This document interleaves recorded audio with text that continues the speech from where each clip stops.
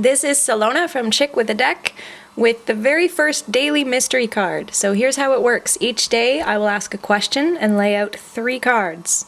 Choose one card, either 1, 2, or 3, as the answer for yourself. And if you're watching this on Facebook, leave a comment below and tell us which card you chose.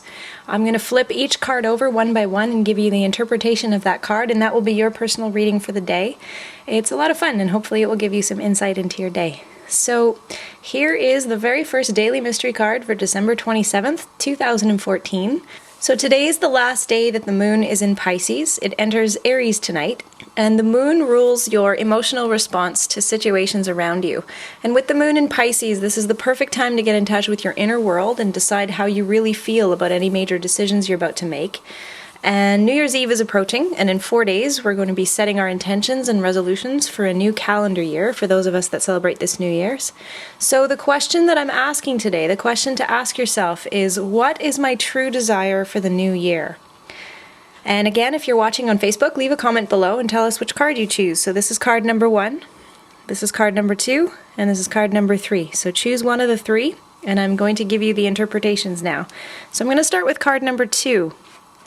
And card number 2 is the moon. So if you want the moon, if your true desire is the moon, then you're wanting to go inwards and potentially spend some time alone. The moon is the opposite of the sun in a lot of ways. It represents illusion in the sense of things not being quite what they seem, but that also adds an element of mystery and intrigue. So you might see, for example, something in the shadows, or see something metaphorically speaking anyway, and be really curious about it. And a lot of powerful feelings are ruled by the moon. Again, even astrologically, the moon rules your emotional responses to situations around you and to experiences around you. So what you're really wanting is to really go deep into those emotions and go deep within yourself. You want the mystery and you want romance. The moon rules romance, that sense of intrigue and, again, mystery. And the way that the moon gets around in the world, or if you are behaving like the moon, the way you get around is partly it's a little wild. If you think about the full moon and how people are a little bit more wild during the full moon, you lose control, which is the opposite of the sun. The sun is all about reason and logic, and with the moon you're going on your gut instincts and you're feeling your way around because you can't quite see things clearly. So ultimately the message for you is that your true desire for the new year is to come up with your resolutions in a very intuitive way, to feel your way through them and to just sort of be a little wild and maybe throw the rules out the window or throw logic out the window. And card number 1 is the Death card reversed. So the Death card is not a scary card at all. It's all about change. It's about letting, and it's a very appropriate card for the new year.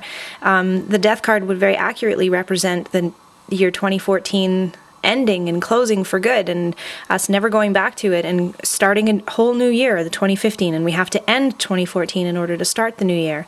But if this is reversed, then I would say that possibly things are actually working for you in your life and you don't have any major resolutions. And if things are working out for you, then it's natural that you wouldn't want them to change. So the Death card reversed is a resistance to change, but maybe not necessarily in a negative way. Maybe things are actually just the way you need them to be. You've had enough change in your life, you've had enough big events this past year, and you want things to kind of stay the same for a while.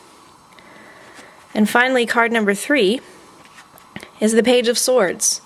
Now the Page of Swords is all about newness. All the pages are about new messages and new something, depending on the suit that they are. So the Page of Swords is all about new ideas and new plans. So for the new year, you're ready to come up with a whole new plan for yourself, for your year. Specifically, some of the nuances of this card, pages bring news, and because swords are related to communication, so the Page of Swords is a big communicator and can be a very chatty person. So you might actually want to be just sharing telling other people about all your resolutions and the plans that you have for your new year. It might be a piece of news regarding a legal matter or a court case or a contract, something like that. So if there's anything like that going on in your life, that might be something you want to resolve in the new year. It could also represent a new job in the medical profession or anything scientific or related to computers or a legal profession, even something clerical, something relating to the mind.